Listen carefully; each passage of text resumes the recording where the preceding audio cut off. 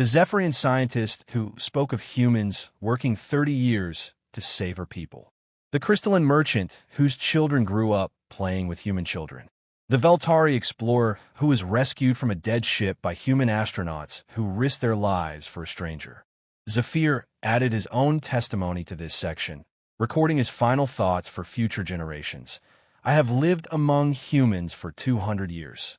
I have watched them love, laugh, create, and dream. They become my friends, my partners, my family. And I can say with absolute certainty, there is no fiercer friend, no more loyal ally, no more loving companion than a human who has accepted you into their hearts. But I also remind you, never, ever hurt them. Never threaten what they love. Because the same love that makes them wonderful friends makes them unstoppable enemies. Their anger knows no limits, because their love knows no limits. Choose friendship, and you'll know joy. Choose enmity, and you will know extinction. The choice has always been yours. The recording ended. Zephyr looked out the window of the archive at the stars beyond. Somewhere out there, Earth circled its yellow sun, home to the species that had changed the galaxy forever. Not through conquest, not through fear, but by showing the universe what it truly meant to love without limits. And the galaxy, having learned this lesson at terrible cost, would never forget. Humanity's first formal contact with the Kalturian Commonwealth will be one of peace. As the council adjourned, Vraxis approached Zephyr, his ancient face showing something that might have been pride. You did well, young one. You saw what others could not. That humanity's greatest strength and greatest danger come from the same source. Their love, Zephyr said softly. Vraxis nodded. Their love. Remember that, Ambassador. As long as you treat humans with respect, as long as you honor what they hold sacred, you will find them the best friends you could ask for. But the moment you threaten what they love... He didn't finish the sentence. He didn't need to. 6 months later, the Kalturian delegation arrived at Earth. They were welcomed with celebration, music, and genuine joy. Dr. Sarah-chan was there to greet them personally, her smile bright and warm. Welcome, she said, extending her hand to Zephyr. Welcome to the beginning of a beautiful friendship. The alliance that formed between Earth and Kalturia became the foundation of what would later be called the Concordance, a union of species bound not by fear or conquest, but by mutual respect and shared purpose. Within a century, 40 species had joined. Within 2 centuries, humanity and their allies had become the most powerful force in the galaxy, not through violence, but through cooperation. But the Red Archive remained. The testimonies were preserved, updated occasionally when another species made the fatal mistake of attacking Earth. Zephyr visited the archive one last time before his retirement, 200 years after his first journey to Earth. The testimonies had not increased much. Only 3 more species had attacked humanity in those 2 centuries, and all 3 had been erased with the same thorough efficiency as those that came before. But the archive had a new section now, Testimonies of Friendship. Hundreds of species speaking about human kindness, human loyalty, human love. Scientist who SP. Love knows no limits. And love, when wounded, becomes a fire that burns galaxies. Commander Vraxis stepped forward. The ambassador speaks wisdom. I have read every testimony in the Red Archive. I have studied every conflict between humans and other species over the past 800 years. The pattern is undeniable. Not one species that attacked humanity survived. Not one species that befriended humanity regretted it. The decision that changed the galaxy. The debate raged for hours. Some counselors argued for continued isolation. Others proposed secret surveillance.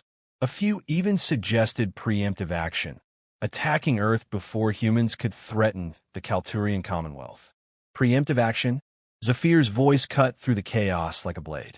Did you learn nothing from the testimonies? The Kralix tried that. The Vortian tried that. The mechanical consensus tried that. They all believed they could strike first and win quickly.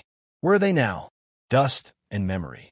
He pulled up the final image from the memorial of all tears, the eternal flame burning in the darkness. If we attack them, this flame will burn for us. Our names will be added to their walls. Our children will ask why we no longer exist, and the answer will be, because we chose fear over wisdom. Counselor Athena stood, her skin flashing decision silver. Let us vote. All those in favor of maintaining isolation. About 1/3 of the chamber's lights flickered agreement. All those in favor of preemptive action. Only a handful of lights responded, and they quickly dimmed as the holders reconsidered. All those in favor of Ambassador Zephyr's proposal. Peaceful contact and alliance. The chamber erupted in light. Nearly 2/3 of the counselors signaled their agreement. It was not unanimous, but it was decisive. The decision is made, Athena declared. We will send a delegation to Earth. We will offer friendship, trade, and alliance. Ambassador Zephyr, you will lead this delegation. 400 years ago, today, they are Earth's closest allies. When a plague threatened to wipe out the Zephyrians 200 years ago, humans sent their best scientists. Humans worked alongside Zephyrians for 30 years to develop a cure. They saved an entire species. Another record appeared. The crystalline compact trades freely with Earth. When crystal pirates threatened their trade routes, humans sent warships to protect them. Not for payment, not for territory, simply because they were friends. More records, more examples. Species that had chosen friendship with humanity thrived under Earth's protection. Their trade flourished. Their people were safe. Their cultures were respected. The pattern is clear, Zephyr said. Humans are mirrors. They reflect what you show them. Show them aggression, and they become an unstoppable force of destruction. Show them friendship, and they become the most loyal allies you could ask for. Show them love, and they will love you back with the same intensity that makes them so terrifying to their enemies. Counselor Athena leaned forward, her skin shifting to contemplation blue. You propose we ally with them? I propose we give them a reason to see us as friends rather than threats, Zephyr replied. Our scientists could work with their scientists. Our artists could collaborate with their artists. Our children could learn from each other. And if we anger them by accident, Counselor Vex demanded, if we make a mistake, then we apologize, Zephyr said simply. Humans understand mistakes. They understand accidents. What they don't understand is malice, betrayal, and attacks on their loved ones. Don't hurt them, don't threaten them, and you will find them the most reasonable species in the galaxy. He paused, letting his words sink in. But make no mistake, if you attack them, if you hurt them, if you take from them the people they love, there is nowhere in this universe you can hide. Their anger knows no limits because the Granite Brotherhood tried to establish mining operations on Earth's moon without permission. He paused, letting the information sink in. As of this morning, all 3 civilizations have ceased to exist. The Kelfrian hive mind was located and destroyed. The Photonic Collective's energy matrices were shattered. The Granite Brotherhood's 17 colony worlds are now lifeless rock. The silence in the chamber was absolute. In 2 weeks, 3 civilizations, species that had survived for thousands of years, had been completely erased. This is exactly why we must isolate them. Counselor Vex shouted, his skin flashing fear yellow. They are too dangerous to exist alongside. We must quarantine their system and what? Zephyr interrupted. Attack them? You just heard what happens to species that attack Earth. Ignore them? Pretend they don't exist? For how long? They're expanding. Counselor. Every year, they reach farther into the galaxy. Eventually, by accident or by design, our territories will touch.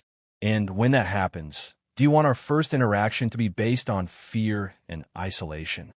The choice between fear and friendship. Zephyr activated a holographic display, showing images from his time on Earth. I have walked among humans, he said, his voice carrying to every corner of the chamber. I have seen what the testimonies don't tell you. I have seen their art, their compassion, their love. I have seen parents sacrifice everything for their children. I have seen strangers help each other without expecting anything in return. I have seen doctors fight for 14 hours to save a single life. The images shifted, showing children playing, artists creating, scientists researching. Every testimony in our archive speaks of human rage. But none of them speak of human loyalty. None speak of human kindness. None speak of what humans do for those they consider friends. He pulled up historical records. The Zephyrian Federation made peace with humans. Encouragement, or perhaps sympathy. Ambassador Zephyr spoke Supreme Counselor Athena, her voice amplified by the chamber's ancient acoustics. You have returned from Earth.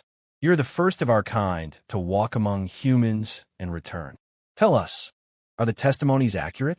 Are humans as dangerous as the records suggest? The chamber fell silent.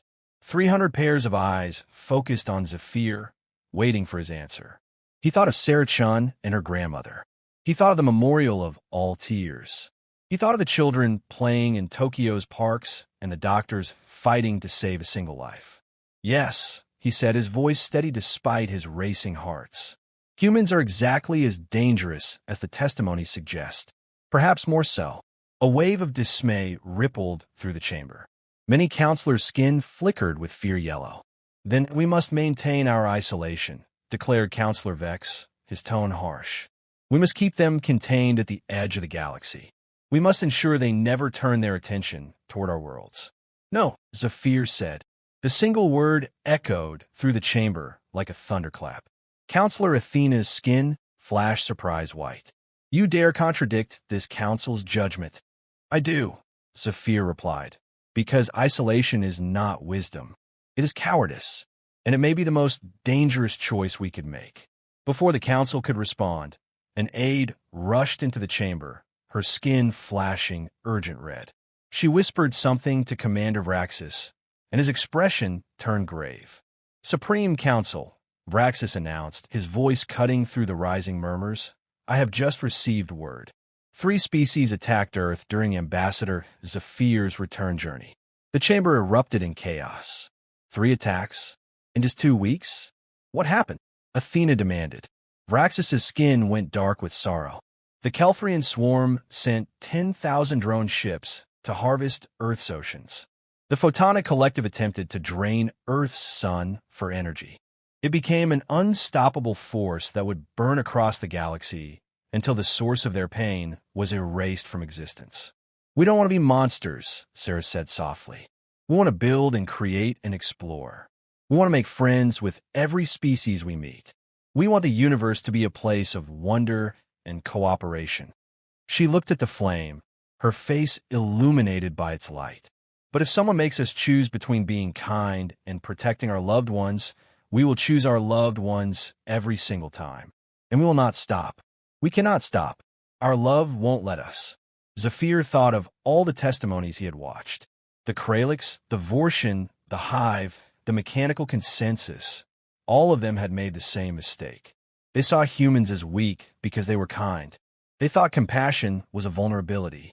They did not understand that human kindness was built on a foundation of absolute love.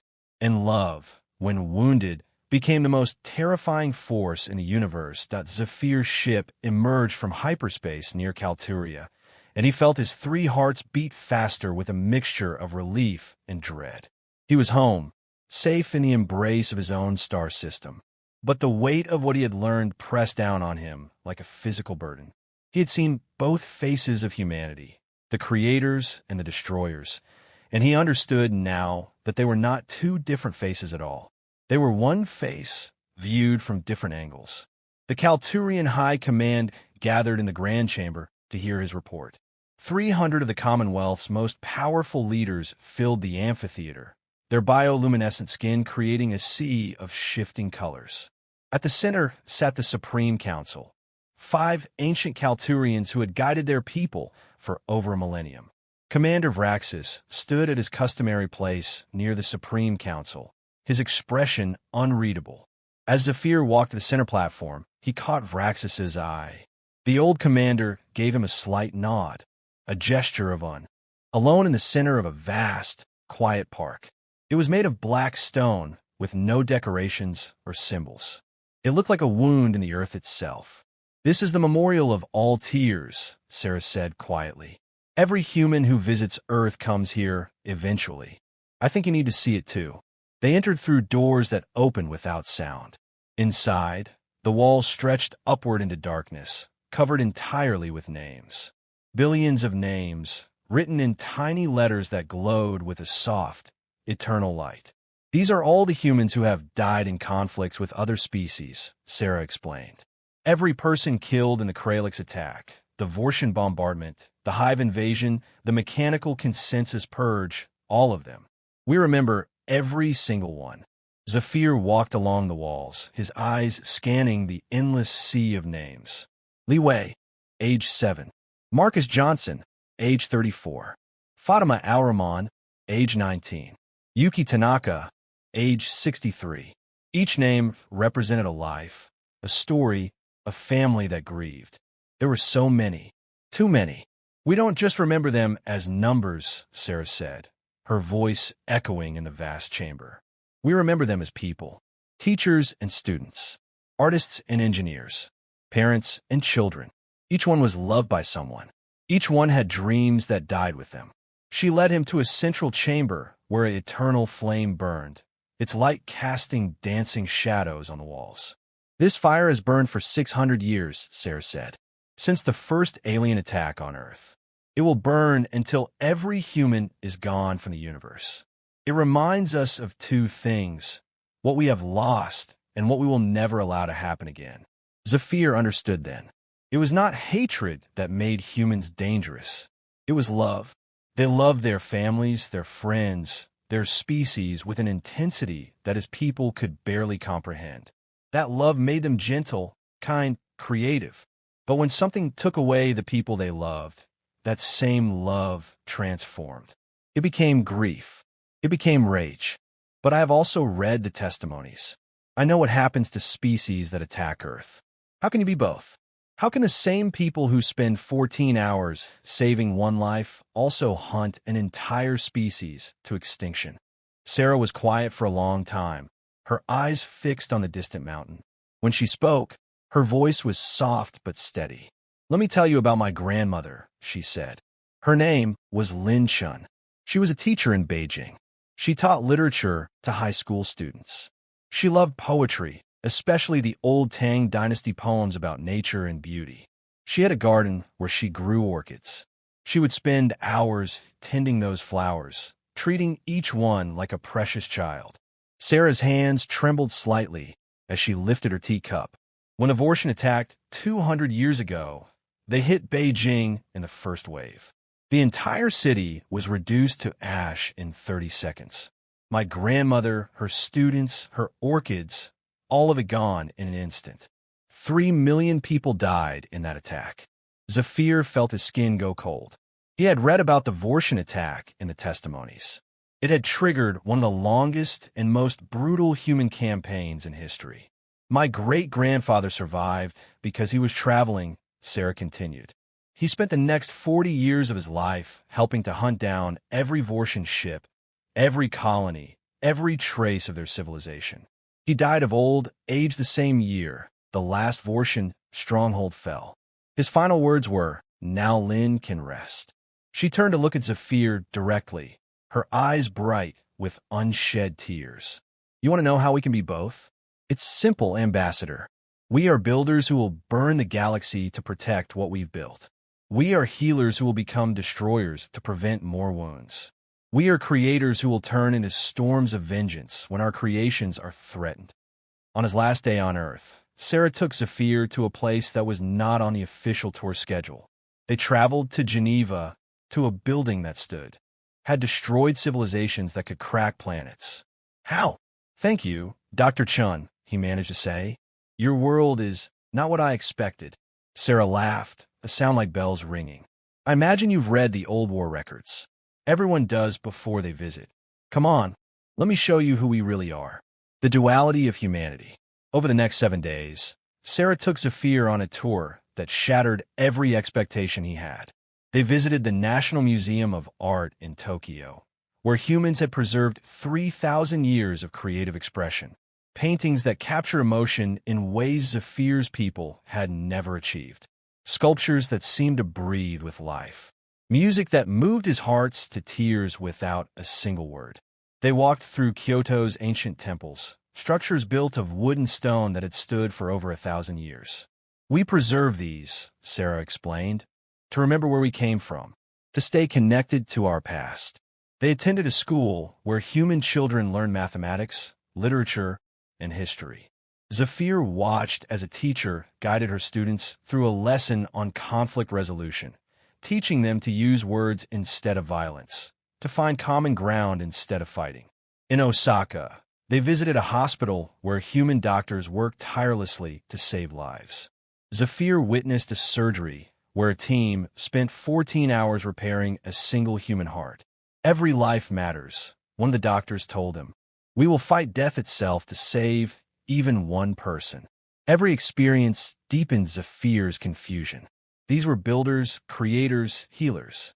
These were people who valued life above all else. How could they also be the destroyers from the testimonies? On the 7th day, as they sat in a quiet tea house watching the sun set over Mount Fuji, Zafir finally asked the question that had been burning in his mind. "Dr. Chun, Sarah, I have seen your art, your schools, your hospitals. I have watched your people laugh and create and care for each other." His 3 hearts pounding. His silver skin had turned pale gray with shock. "That was just the first testimony," Vraxis said softly. "There are 46 more. Would you like to continue?" Zafir nodded, unable to speak. He had to know. He had to understand what he was walking into. The shuttle descended through Earth's atmosphere, and Zafir pressed his face against the viewport, expecting to see a world covered in weapons and military installations. Instead, he saw something that confused him deeply: beauty. Vast oceans reflected sunlight like scattered diamonds. Green forests covered the land like soft blankets. Cities glowed with warm light, their architecture a blend of function and art. There were no orbital defense platforms visible, no massive weapons pointed at the sky, no fleets of warships patrolling the atmosphere. It looked peaceful. It looked safe. It looked nothing like the testimonies had described. The shuttle landed in Tokyo, one of Earth's largest cities. As the door opened, Zafir was hit by a wave of sensations he had not expected. The air smelled of flowers and food. Music drifted from somewhere nearby, melodic and complex. People walked through the streets carrying colorful bags, laughing and talking. Children played in a park visible from the landing pad, their joy evident in their high-pitched squeals. This was the species that had exterminated the Kralix? These laughing, playing creatures had hunted the Vortian across 3 galaxies? A human woman approached the shuttle, her smile bright and welcoming. She was small by Zafir's standards, barely reaching his mid-torso, with dark skin and eyes that sparkled with intelligence. "Ambassador Zafir," she asked, extending her hand in the human gesture of greeting. "I am Dr. Sarachen. I'll be your guide during your stay on Earth. Welcome to our world." Zafir carefully shook her hand, marveling at how fragile it felt. These soft creatures, with their thin skin and breakable bones. Our tactics, our weaknesses, and then they came for us. The counterattack began 6 months after the initial invasion. Human ships, crude by Kralix standards but effective, struck a mining colony on the edge of Kralix space. The colony fell in 3 days. The Kralix sent their second fleet to retaliate. 300 warships, enough to crush any threat. The humans destroyed them, not defeated them, not forced them to retreat. Destroyed them. Every single ship. "We realized then that we had made a terrible mistake," Fulcrix whispered. "We had not attacked a weak species. We had attacked something far more dangerous. We had hurt something that loved too deeply to ever forgive." The war lasted 47 years. 47 years of relentless human pursuit. No matter how far the Kralix ran, humans followed. No matter how many humans died, more came. They tracked down every Kralix colony, every outpost, every hiding place. They did not negotiate. They did not accept surrender. They simply erased the Kralix from existence. The recording showed the final days of the Kralix homeworld. Human ships surrounded the planet like a metal sky. The human commander sent a single message: "You killed our children. Now, we end your future." The bombardment lasted 3 days. When it was over, The Kralix homeworld was a scorched ball of rock. The species that had conquered 20 star systems was reduced to scattered refugees hiding in the dark corners of the galaxy. "I'm the last," Thulkrich said, his voice breaking.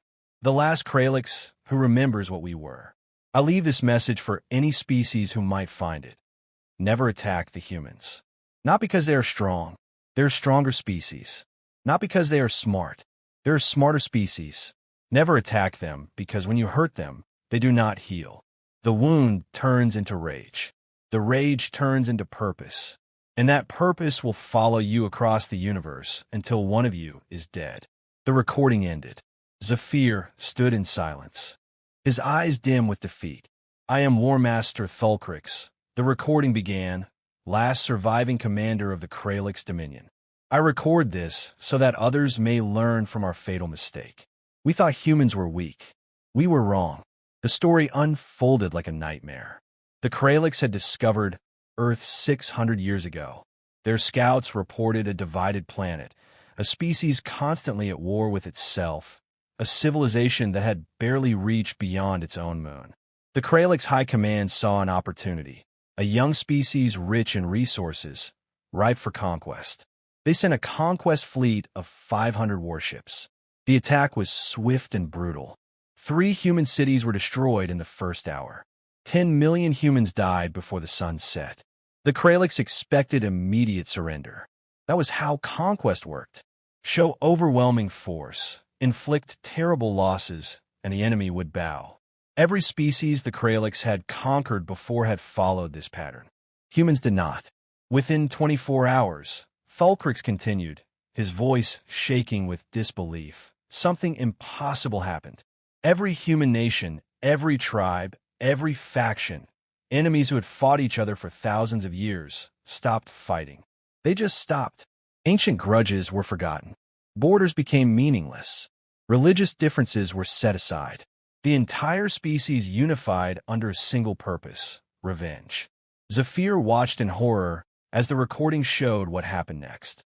Human factories that made toys began making missiles. Scientists who had competed against each other started sharing their secrets freely. Ordinary citizens who had never held a weapon volunteered by the millions.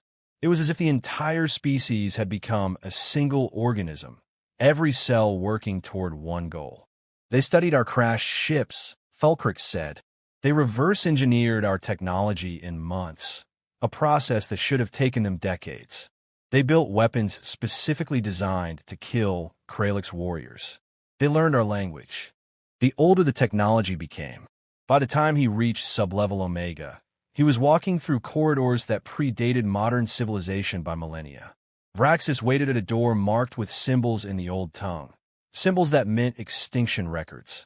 The old commander placed his hand on the lock, and the door hissed open, revealing a small chamber bathed in red light. Inside were data crystals, hundreds of them, each one glowing with an inner fire. "These are the testimonies," Vraxis explained, his voice heavy with sorrow. "Every species that has ever attacked humanity has left a record. Some are made by survivors. Others were recovered from dead worlds.